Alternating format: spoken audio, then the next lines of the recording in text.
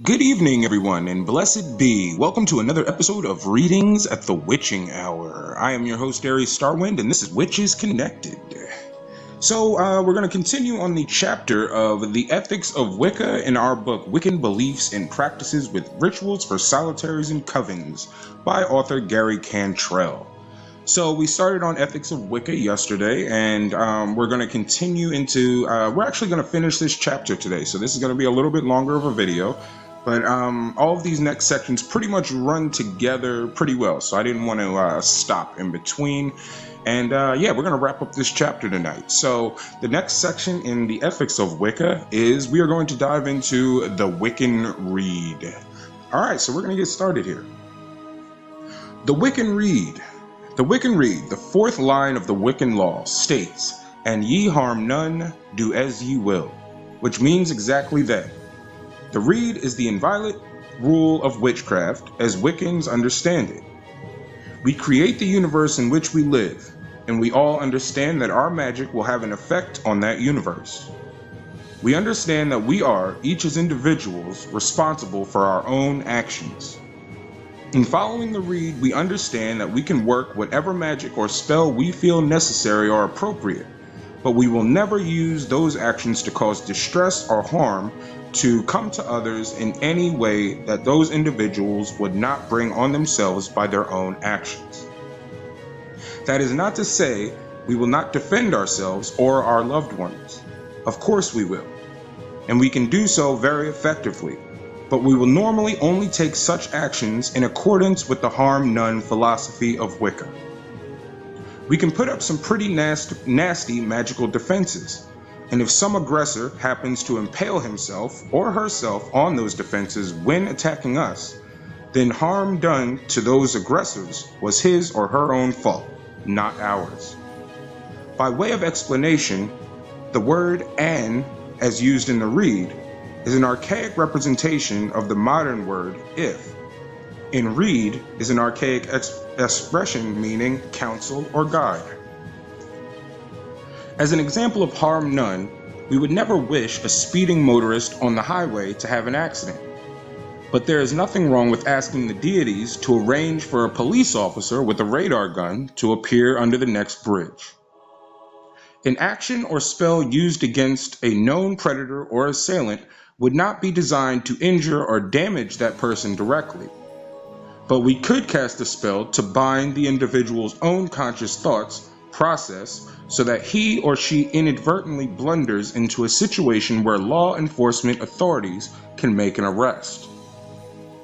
In both these examples, it would be the culprit's own stupidity that became his or her undoing.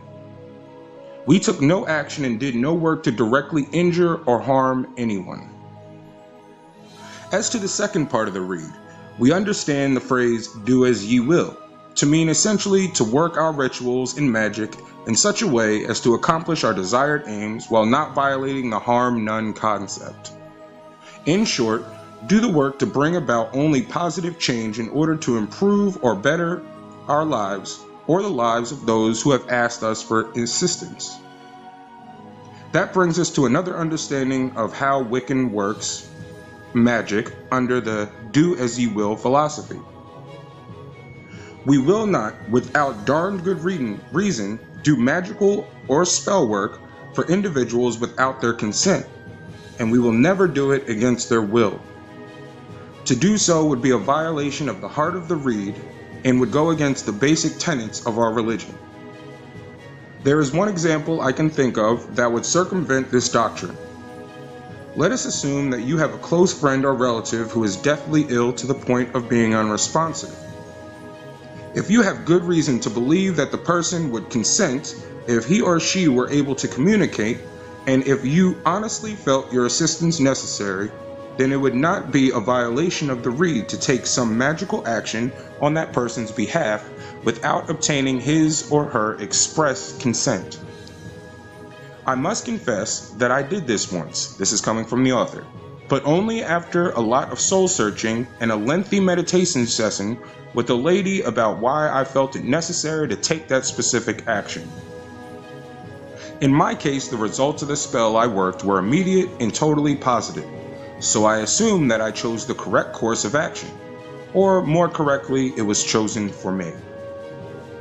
The Wiccan Rede thus forms one of the defining points of the Wiccan religion. It is a concept with which one must totally familiar and in full agreement at all times.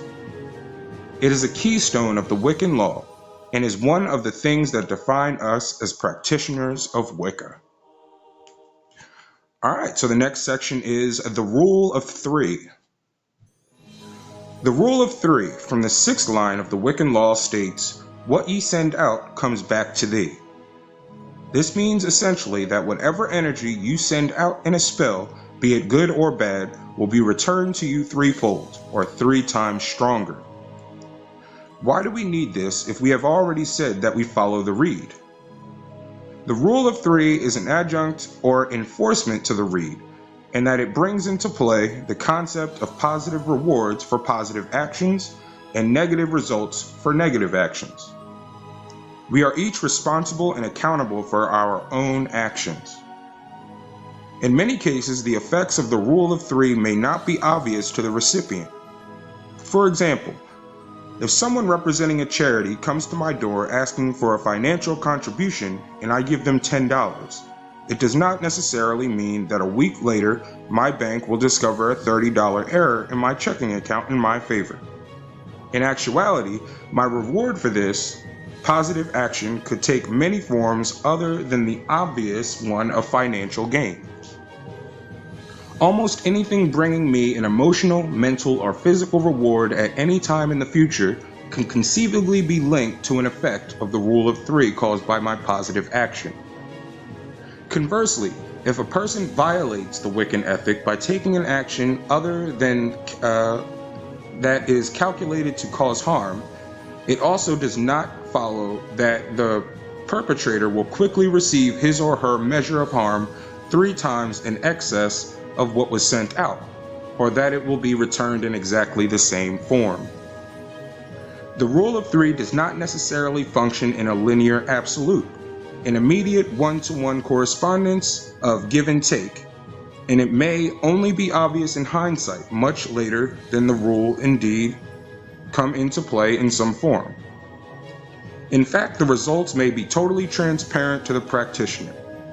By this, I mean that if you send out energy with the express purpose of harming someone, it is quite possible that the measure of harm you will receive in return might be masked and not even recognized by yourself as such. It is conceivable that the rule can act in such a way that you do not receive an obvious negative result, but that what could have been a very positive result is instead withheld from you. By way of an illustration, let us assume that some reason you did spell work specifically aimed at causing another person to have some negative event happen to him or her. It is guaranteed by the law of three that as a result of your actions, you will experience some negative response in your life. This could be something that might be obvious, such as a stolen car or a series of injuries. Or it might be transparent to you that possibly something very good that was going to happen in your life simply does not happen. For example, suppose the next ticket due in the lottery quick pick at your local supermarket was preordained by powers beyond mortal control to be the winner of a multi-million-dollar jackpot. Instead of you buying that ticket and receiving instant wealth, let us further assume you somehow get sidetracked at the last minute just long enough for someone else to step into the checkout line ahead of you and purchase the winning ticket you were about to purchase. That person becomes the winner and not you. In this case, you have indeed been the recipient of at least 3 times the damage you attempted to cause. But do you even know it? Quite possibly not. Even though the rule has functioned, it may have happened in a manner that was not obvious to the recipient or the negative reaction. This brings up the question of how long can one reasonably expect to wait before experiencing either a positive or negative reaction, which in turn leads us to brief discussion of karma and karmic retribution or karmic debt. My own belief system tells me that the response to any good or bad act of mine will be experienced sometime in this present life. I just do not know when or how. Personally, I do not believe in karmic retribution or in paying for the mistakes of this life in another. And I do not believe that we experience the horrors in one life that we had possibly inflicted on others in past lives. For example, I find it inconceivable that a child in this life suffers physical or emotional abuse because he or she was an abuser in his past life. This simply does not fit the overall love and trust concepts of Wicca, and I understand those concepts. Our reincarnation philosophy, as I have come to understand it, is a process of growth and learning. We reincarnate into the physical world, if we so choose, in a time and place suitable for our spiritual growth, or maybe to function as guides or mentors to others. Our spiritual and emotional selves are constantly learning and expanding toward the ultimate union with the One, and I do not believe that a reincarnation into a realm of pain and suffering because of some karmic debt is part of the reincarnation process. I fully believe that we will all experience the results of the rule of three on our own actions in this life, and that those results will not always be obvious to us, not even in hindsight. The rule is always in effect. We may just not realize it has impacted our lives. Our next section is the Wiccan Code of Chivalry. The Wiccan Code of Chivalry is a concept that is not specifically spelled out in the Wiccan law, but it is one that many of us have adopted as part of our way of life. It is sometimes referred to as the Old Code, and is essentially derived from the medieval Knight's Code of Conduct. That code, as we envisioned it today, exemplifies a deep love of the Wiccan religion and of those who practice that religion. It is carried forth in some of the wondering of the initiation, wherein the initiate swears to defend the Lord and Lady and all those who love them, in this life and in all those sure to follow. Implicit in the code is also the promise to protect and assist those who may not be able to defend or care for themselves. This implication extends beyond the limits of our confines and of our craft world. There may be those who need to seek our help who are not pagan, but they are every bit as deserving as deserving of receiving it as any member of our coven. We must never get so caught up in our own spiritual realm that we ignore others around us. Ed Fitch, in his book Magical Rites from the Crystal Well, discusses the Old Code as it applies to Wicca in more detail than I wish to go into here, and there are many other sources that describe the Code of Chivalry of medieval knighthood in great detail. Any of those additional sources make worthwhile reading in order to better understand the Old Code and how it impacts our lives as Wiccans. Our next section is the Invalid Circle. As you will learn later in this book, most of our ritual workings are done in a special space marked off as a sacred circle that is cast in a special way. This circle is purified and designated as a protected space for our practitioners and for what other deities are invoked during the performance of a rite of ritual. The circle is and must always be a safe, sacred, and sacrosanct place. It is a place between the worlds and between time, where spells of witchcraft are done and where the rituals or rites of our craft are performed. It is a place of growth both spiritually and emotionally, and a place where only perfect love and perfect trust are allowed to enter or to leave. Whatever is done or said inside the circle must never, under any circumstances, be revealed outside of that environment. It is crucially important in developing the trust between coven members and the high priestess or high priest that all members of the coven feel fully comfortable and secure in the knowledge that what is said and done here will stay here. This goes beyond the mysteries of your tradition, this goes beyond the mysteries of your tradition, beyond keeping secret the names of your covenanters, and never divulging that information without their express consent or divulging any of your other oath-bound responsibilities.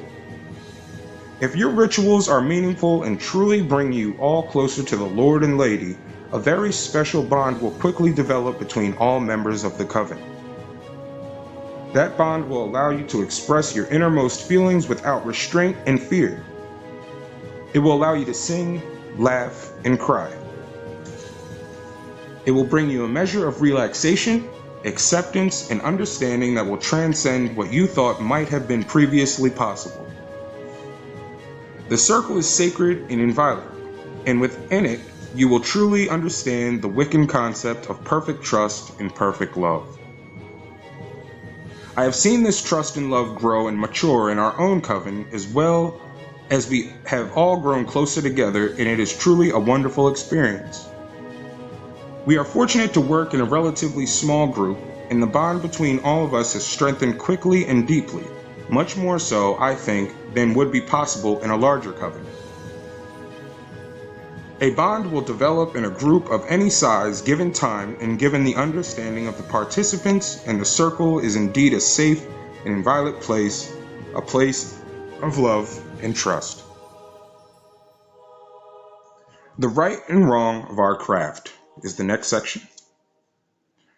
Generally speaking, there is no right or wrong way to practice the old religion. There are guidelines that point us in the right direction, but within these guidelines is a within these guidelines, it is perfectly permissible to develop your own rhetoric, rituals, and concepts. That statement may fly in the face of the more traditional practitioners, but given what was said in Chapter 1 about the definitions of our craft, I will stand by it. You are free to develop your own tradition with its own set of mysteries and rituals, and you are free to call it Wicca if you so choose. Just be forewarned that there are those with full justification in their own right who will militantly disavow your practice as not really Wiccan unless you have experienced a traditional initiation into one of the fundamental or British traditional forms of Wicca. In the grand scheme of things, however, it simply does not matter. The only thing that matters is your spiritual connection to the Lord and Lady and to the Sabbath rituals that were practiced for thousands of years before Gerald Gardner and before the word Wicca came to be identified with the craft of the wise. Others may have their own tradition of the craft, and you may have yours, but we all, in our own way, have established a link with something that takes every one of us into the mist of prehistory. The deities are the same for all of us, and the method of ritual worship of them is generally the same, only the names may be different. You still are a practitioner of the old religion, a practitioner of change through magic, a witch. Since we have already spent considerable time discussing the positive philosophy of Wicca, it would probably be appropriate to attempt to dispel some of the negative stereotypes associated with our religion. Besides, it would be remiss of me not to include a brief discussion of what our craft is not, contrary to opinions expressed in some of the popular press, the entertainment media, and as espoused by most Christian fundamentalists. Once and for all, let us make clear the fact that Wicca does not and never has embodied or exhibited any of the following characteristics. Oh, great, it's going to go through a few of these. I actually just made a video on this. I didn't even know that they were going to discuss this in this chapter. Alright, so number 1, devil worship, Satanism, or black masses. In Wicca, there is no devil worship or the worship of devil figures such as Satan or the Antichrist, and there is no such thing as a black mass where Christian litanies are pronounced backward and Christian symbols are defamed. None of these practices exist, nor have they ever existed in Wicca. The devil and hell are parts of the Christian theology. They simply do not exist in Wicca, and these concepts have never been part of the Wiccan religion. Number 2, Bestiality or blood sacrifice. There is no sexual contact with animals or any other acts of bestiality in Wiccan ritual, and there is never any type of blood sacrifice at our rituals for any purpose. Various rites of bestiality supposedly conducted by witches during the Middle Ages were solely products of imagination. No Wiccan has ever conducted rites of bestiality. As far as animal sacrifice is concerned, a Wiccan venerates and celebrates life, and many of our Sabbath rituals are devoted to the concept of life everlasting. While some pagan religions do perform ritual sacrifices of animals on occasion, this is not, nor has ever been, a part of Wicca. 3. Acts of public sexual conduct. Wiccan rituals do not include orgies or public displays of overt sexual acts. While some witches do choose to practice skyclad, nude, for initiations or other specific rituals, this is done only with the full knowledge and consent of all members of the coven. Since Wicca is essentially a fertility religion, there are some rituals or rites that do have an overt sexual meaning, such as the Great Rite, specific rites to the Horned God, and even some of the Dark Moon rites, all of which are discussed in later chapters of this book. Skyclad workings and the performance of these other rites are never conducted in public and are held only between fully aware and consenting coven members and participants. Number 4. Idol worship. Just checking my recorder here. Number 4. Idol worship. The god and goddess are typically represented by the pine cone and seashell, respectively. Wiccans recognize the symbol of the god as the sun, and that of the goddess as the moon. But these items and symbols are not worshipped as divine. They are only images used to represent our Lord and Lady during various rituals. Number 5. Black magic. Magic aimed at harming someone is not done at Wiccan rituals. The previous discussions in this chapter should amplify and clarify that statement. We recognize, of course, that some of the actions already mentioned either are or have been practiced by other pagan religions.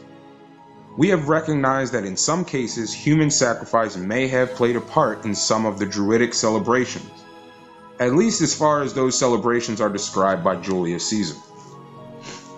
However, those acts are or were viable parts of those religions, and they are or were meaningful and important to those practitioners, just as much so as our rites and rituals are to us. It would be hypocritical of us to comment negatively or on activities or practices of other religions simply because we do not understand or agree to those practices, or because they may not fit into our particular belief system. Our practice, undertaken by a path of religious pursuit, must be understood to be acceptable to those who follow that path. I only wish to make it clear that these actions are not, generally speaking, practiced by Wiccans today. Excellent. All right, so that is the end of the chapter, The Ethics of Wicca. And I think I find it very ironic that I just randomly made a video kind of debunking some of the myths about Wicca. And at the very end of this chapter, they discuss some of those. And they probably, being able to read it out of his text, it flowed a lot easier than me kind of trying to express a lot of those things right off the top of my head. But that's why, it's good to always read some literature here and there. It makes it a lot easier and probably a lot clearer. So I'm glad everybody joined me tonight for another episode of Readings at the Witching Hour. And tomorrow we will be back for some more. We're going to go into chapter 3.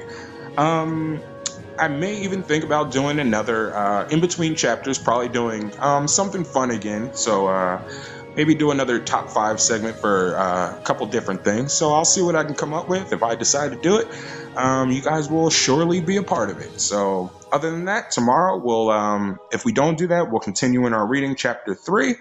And we'll go back into it. So have a great night, everybody, and blessed be. God is blessed, and I will see you all next time.